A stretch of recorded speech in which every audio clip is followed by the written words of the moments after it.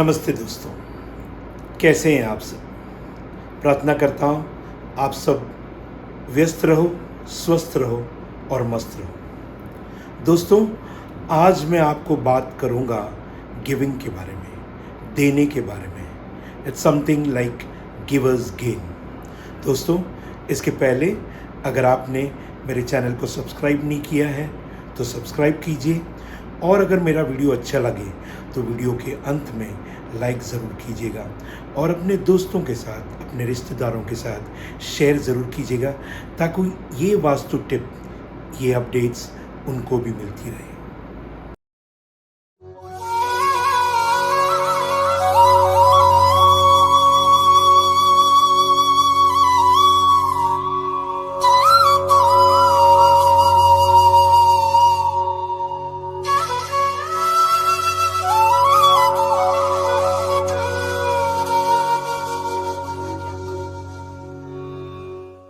आइए दोस्तों, आज बात करेंगे गिविंग के बारे में, देने के बारे में। दोस्तों, बहुत बार मेरे पास क्लाइंट्स आते हैं और कहते हैं कि हमारे पेमेंट्स ब्लॉक्ड हैं, मेरे बहुत सारे पेमेंट्स आने हैं, बहुत सारे पेमेंट्स आते ही नहीं हैं। तब मैं उनको पूछता हूँ, आपको लोगों को देना कितना है?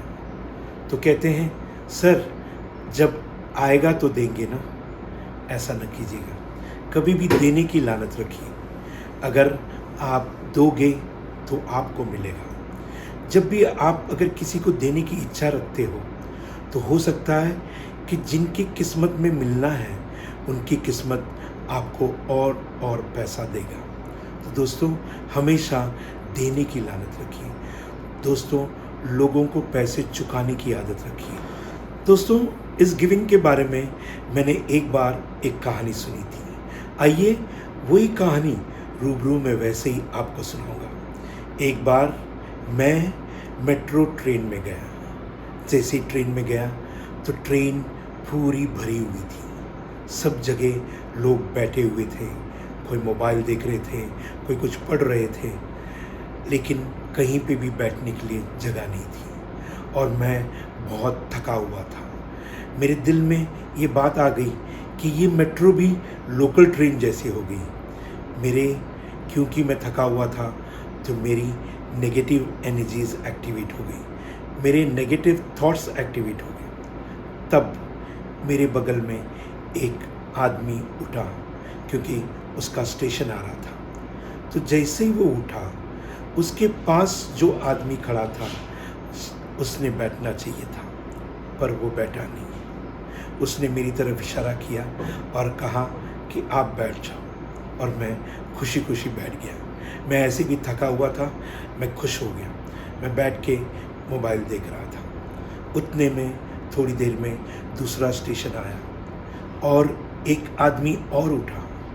अब इस जगह पे भी वो आदमी चाहे तो जाके बैठ सकता था, पर वो बैठा नहीं। उसने दूर खड़े एक आदमी को बुलाया और कहा कि यहाँ बैठ जाओ। इसी तरह स्टेशन आते गए, लोग उठते गए, सीट खाली होती रही, पर ये आदमी बैठा नहीं, बल्कि इस आदमी ने सबको बिठाया। जब लास्ट स्टेशन आ गया तो सभी उतरने के लिए खड़े हो गए। मैं भी खड़ा हुआ। अब मेरे मन में एक सवाल था जो मैं इस आदमी से पूछना चाहता था। मैं उसके करीब गया और मैंने कहा, थैंक यू वेरी मच। उसने जैसे ही मेरा थैंक यू सुना, वो खुश हो गया, स्माइल देने लगा। मैंने कहा, मैं आपसे एक बात पूछूं? तो उसने कहा, पूछिए। मैंने कहा, आप बार बार जब सीट खाली हो रही थी आप बैठ नहीं रहे थे, बल्कि आप सभी को इशारा करके दूसरे को बिठा रहे थे, आप क्यों नहीं बैठे? उसने कहा, मैं एक मामूली सा आदमी हूँ, मैं पढ़ा लिखा नहीं हूँ, मैं एक मिल में मजदूरी करता हूँ, मेरे पास बहुत ज़्यादा पैसे नहीं होते, मेरा खुद का गुजारा नहीं होता।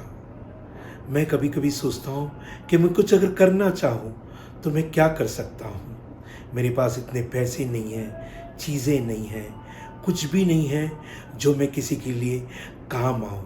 मैं किसी के काम नहीं आ सकता हूँ। लेकिन जब भी मैं ट्रेन में आता हूँ तो मैं देखता हूँ कि सभी लोग मेरी तरह थके मारे रहते हैं, सबको एक ऐसे लगता है जाके बैठ जाए। मैं सोचता हूँ कम से कम मैं मेरी सीट तो किसी को ऑफ़र कर सकता हूँ और उसमें मेरा कुछ नहीं जाता। और जब आप जैसे लोग मुझे थैंक यू कहते हैं तो मुझे बहुत खुशी होती है कि मैं एक अनपढ़ आदमी, एक मज़दूर, एक मिल में काम करने वाले आदमी को कोई थैंक यू बोलता है तो मुझे बहुत अच्छा लगता है। और ये खुशी मैं घर तक ले जाता हूँ। घर पे भी जब मैं जाता हूँ तो इसी खुशी के साथ बैठता हूँ, इसी खुशी के साथ सोता भी हूँ कि आज मैं किसी के काम आया। तो दोस्तों, जब भी आपको कुछ देना है तो ज़रूरी नहीं कि आपके पास वो चीज़ होनी चाहिए। आपकी नीयत भी अच्छी हो सकती है और वो नीयत हम सबके पास है। अगर हम अच्छी नीयत रखें, किसी को देने की नीयत रखें तो भगवान आपको भरपूर देगा।